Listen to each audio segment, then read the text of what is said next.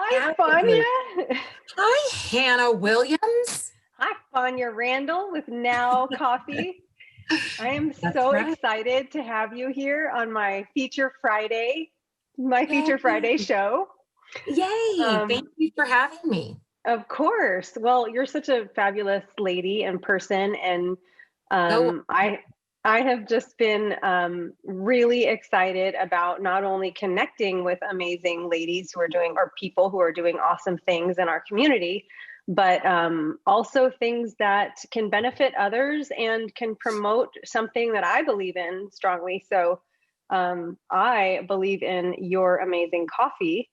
oh, Um, great. and before we even get into asking you all the questions, I just have to say that um, have been a tea drinker for most of my life because my stomach gets upset from coffee, but your coffee is so fresh that it doesn't bother my stomach and it tastes delicious. So I Oh, I am love to really hear that. excited. And I love that it's, got such a big cause and support around it. So how did you get into this? I know you were in pharmaceutical sales, right? Tell Yes. us about your journey. Like what happened? How did you decide to start a coffee company? Well, that's what is crazy about life, right? It's like things happen to you and you just kind of go in opposite direction that you never thought. So I was in the medical industry for 15 years. And then I got married and had twins, a boy and a girl. And, it wasn't until about 2 years old I noticed that my son wasn't progressing. And so I then got him to see a neurologist, and he was diagnosed with autism, which I already knew. But to have that diagnosis kind of set in, right? So I still worked in the industry after he was diagnosed, and we were putting our kids into preschool. And it's crazy because it's as early as preschool that things can happen. And so I got a call that, David had a big bump on his head and all of these things. Mm. So there was always like an incident here and there. And one night, David woke up and this was when he was 3. And so he was very limited with words. And so he was like saying, head hurt, head hurt. And so I asked his sister, Dina, if she could tell me what happened. And she said that at recess, an older kid, because they used to like mix like first, second, third graders with preschool, sometimes with the recess. And she said an older kid had pushed David down and kicked him in the head and called him weird. And it was because at the time he was wearing a weighted vest that would help him kind of calm down and focus. Mm. And so from then on, my son didn't want to wear the vest anymore. And so it's incident after that. And I just realized, teachers with the best intentions, are not necessarily going to see kids or bullies. Typically a bully doesn't do that in front of an adult. So it's something that I feel like needs to be proactively taught by not only the parents, but if the children don't have parents that are around, let's say they work a lot, that's when maybe as a community we need to educate, and that starts with the schools, the education system, to make it a priority to include, have empathy, education with not only be kind or anti-bullying, but throughout the year, not just Yeah. one year or an assembly. It needs to be actively and prolonged, like throughout education as reminders. And so it will become habit for children when they're young adults to be kind leaders and to be empathetic and inclusive. It fosters emotional intelligence from a very young age. Absolutely. And it's easier to educate children than to repair broken men. And I feel like I feel like that is so critical, especially, you know, if you look in our communities now and in the streets and the divisiveness and the polarization. And, you know, it's it's sad and heartbreaking to me. And it's truly an epidemic. And mental health, suicide, depression, it's like a silent killer. And we need to we need to end it. We need to be proactive and talk about it and find out solutions to make not only adults but children more open-minded to hearing a different viewpoint, whether it's political or understand somebody else's religion, to be open-minded to hear somebody. I Yeah. just like that is it's just not happening in what I see in our world today. Yeah. It's so true. Um, so where did the coffee come into play? Well, yeah, so good question. So after, and you know, and this is just not at school either, right? Like I said, bullying doesn't happen in front of a teacher typically. It's usually, you know, walking to school, walking home from school, you know, at the bus stop, on the bus. Uh, you know, it can be on the playground, and not even in the school situation. It can be in our communities, like at a public park. You know, my husband and I, we went to a public park, and there was kids playing, and my son was doing the best he could to ask if he could play with these boys. And you know, I always kind of watch to kind of see how the interaction goes. And this one boy just did not want my son to join, and he was kind of glaring at him or kind of rude about it. And I just kept watching, because I'm trying not to be the helicopter mom. And he also needs to learn kind of on his own a little bit on how to interact. And there came a point where all the boys kind of circled my son, and they asked him what his name was. And so he said his name was David. And then they asked him what his last name was. And typically kids don't ask children their last name, right? It's not typical. But my son stuttered several times because, you know, it's just kind of a question, you know, you don't. So he said, Randall. And then all the boys at the same time started teasing him for stuttering. So he ran off crying. And as a mother watching that, it was heartbreaking. So after that happened, I went up to the boys and I just calmly, you know, because the mama bear is a real thing, right? I just calmly said, all my son wanted to do was to play with you guys, you know, but we just need to watch our words and make sure that we don't make people feel bad with what we say, and also our actions. And, you know, and that's all I said, but it was like, I felt compelled to say something. And that's part of my whole cause and mission is we need to speak up. We need to say, hey, this is not okay. So after so many incidences at school and also in public areas, I decided like I need to do more, not only for my son, but for those who cannot speak up for themselves, whether they have a medical diagnosis of autism or not. And right. So I quit my job, which was, you know, a comfortable job. And I was like, okay, I'm going to start a company. And I love coffee because after twins, I like literally drank coffee all along, like 24/7.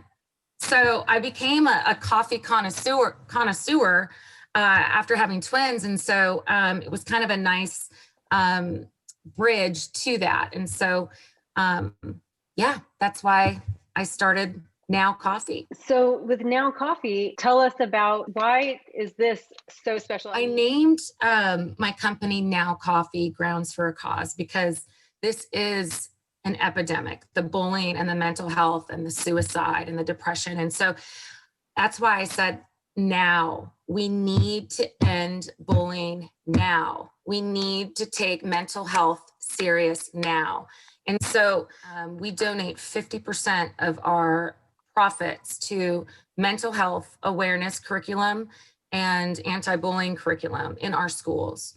So it goes directly to schools. It's all year round curriculum, just to help normalize kids showing, like, being okay with talking about how they feel, not being a taboo topic, and also learning the warning signs of others that might be at risk, whether, and it's the bully too. I mean, those are red flags that, maybe the bully is maybe being bullied at home or with somebody else, or maybe being neglected or abused. I mean, there's always, if we learn the signs for everything, we can help each other and hopefully make a huge impact with our generations to come and our current one. Yeah.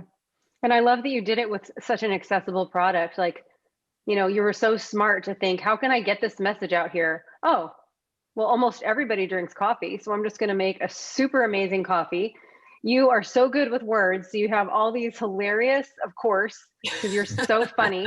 You have all these hilarious names for the coffee, so it makes it fun. You've branded it like keep Austin awake. Yes. And and then on another note, it's like parents are able to be awake and alert to notice these things when they have a little clean caffeine in their system, because it doesn't taste like that dirty, not dirty, no offense, coffee people out there. But like I said, I'll get stomach aches a lot from coffee unless it's like super freshly roasted. And so you can taste this. So some of your names, you have Keep Austin Awake, which is the medium roast blend, which I love. And that's what we had in our pot today. And then Espresso Yourself. Love this. We've been mixing Espresso Yourself and the pecan, and that's a really fun little blend. And then Don't Pecan Me. I love it. And then what are some of the others? Because I ran out of my other bag and I need to get more. Yes, we have You Are Beautiful. We have Brewing Kindness. That's actually my tagline for the company, but we made that as love it.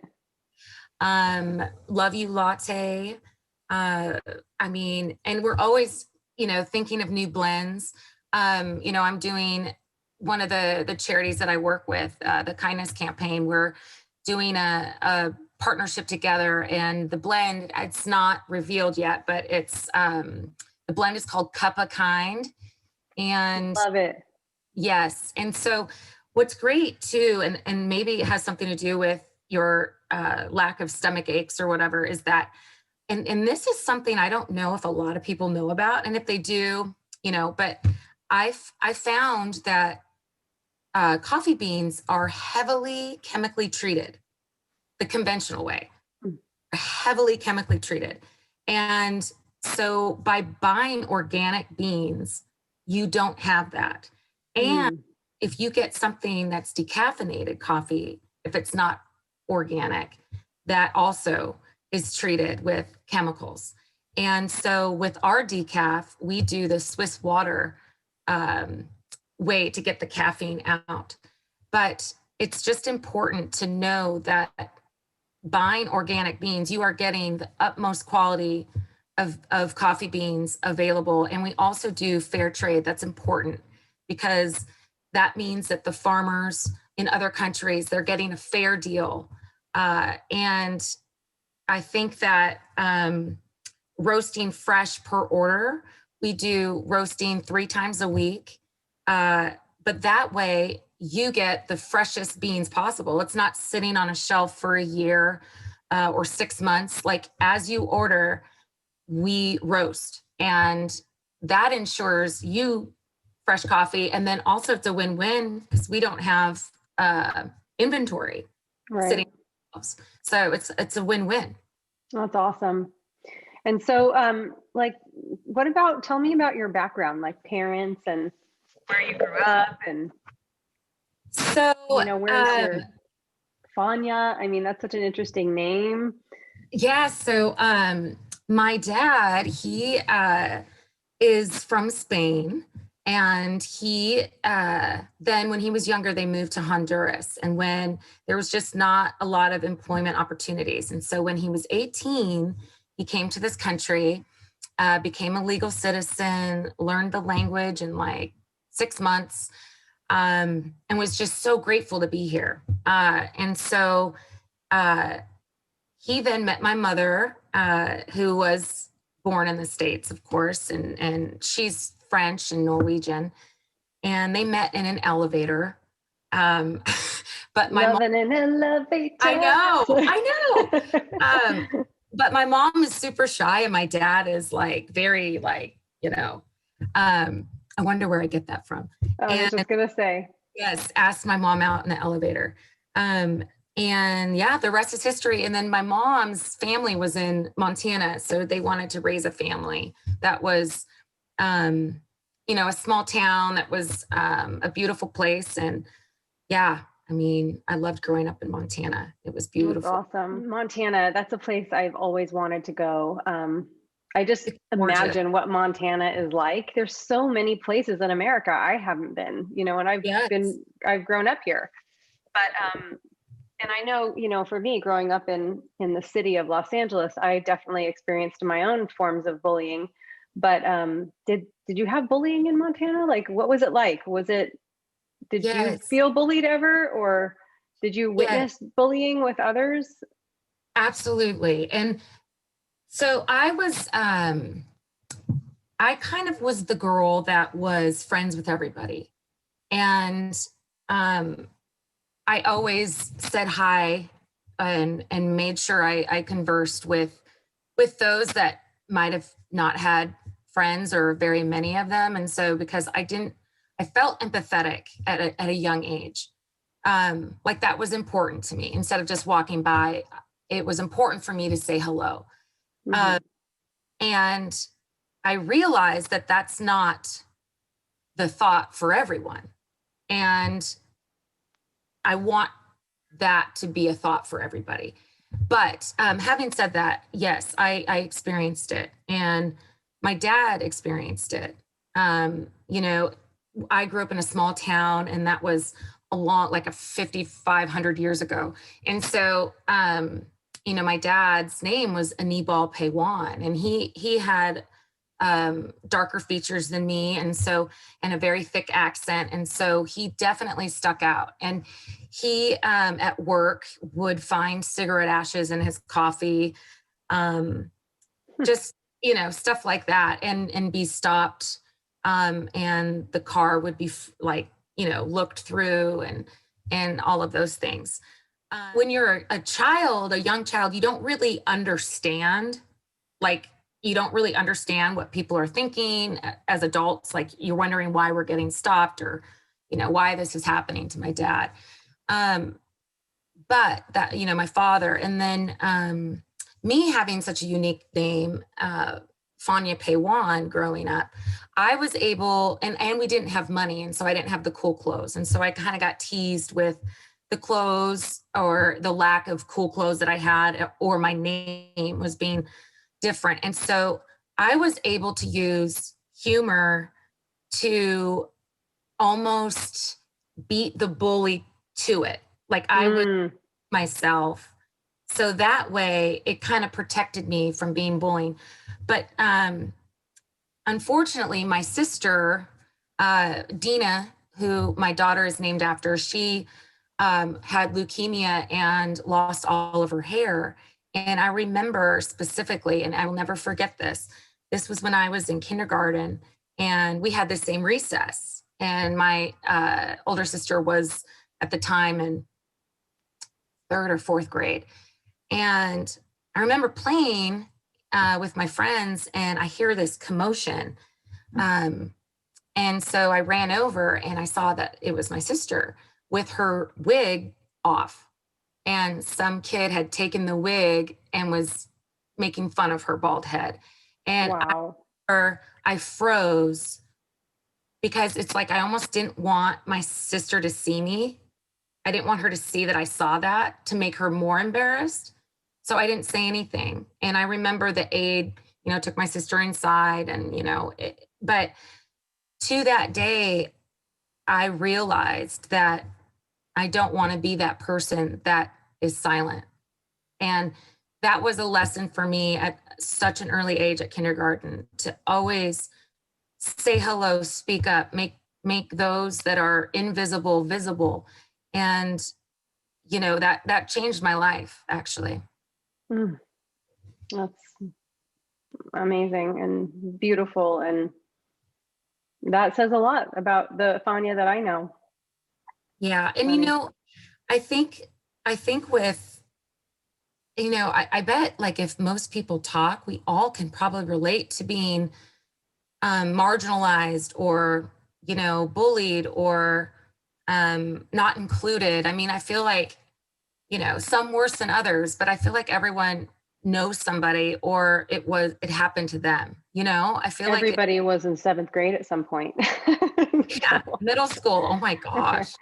Yes. Oh, And so that's my worry as a mother with my kids, but especially with David, because his vulnerability is communication. He lacks the understanding sometimes if someone's joking or being serious. So that makes him, and articulation, you know, he struggles with. And so that makes him extremely vulnerable. And that's kind of why I felt the urgency to go ahead, quit my job, and start a company. oh, that's awesome. That's just great, and you're doing such a good job with it. Um, I want to ask, can we talk about what's the exciting news to come a Oh, little bit? Like, we are we can. allowed? We can. So you have a place where people are going to be able to actually come and get coffee Yes, very yes, soon, right? That's so yes. exciting. So So, tell us about this. so I was the brilliant business person to start a new company in 2020. Um, and so, yeah, that was awesome. But luckily, I mean, I was fortunate enough that it was an online website, nowcoffee.com. And so I didn't have a storefront. So, in a way, I was fortunate because I didn't have overhead that was, crazy and all that. Um, so yes, I was fortunate. But because of COVID, it kind of made me rethink some things too. With a storefront and the pressure of that being a small business, and especially when I'm donating 50% of my profits. So I decided to build a coffee truck. So So cool. super excited, and it should be available or ready um, in the next couple weeks to a month, but hard to give a deadline because with construction, or retrofitting a truck into a coffee truck, it can take some time. So, but yes, hopefully in the month we will have it. So I'm And super so excited. will you be in the top of Apache Shores Lakeway area for now? Like that's Yes, where it'll start? I think, yes, hopefully. I mean, that's if, our HOA allows that, which I'm hoping, since we do have a taco truck. So I'm thinking coffee Yeah. and tacos. Yes. So yeah, if that gets approved, then that's where I'll start, just because it'll be the easiest, because it's near where we live, and all of Yeah. that. But So it'll be, I'm sure, all over your social media and your website and all of that good stuff. yes. And then one other thing, well, I wanted to share my super cute hat. Keep Austin Yay. awake. I love it. Look With how the Now cute. Coffee. And I love this. So you have other merch too, right? And you have a children's book. So I don't want to Yes. end before we get to hear about the children's book. And I can hear where it was inspired from, but tell us a little bit about the title, and can they get it on Amazon as well, or just on your website, or where is it available? Where is it available? And tell Yes, us good about the book. question.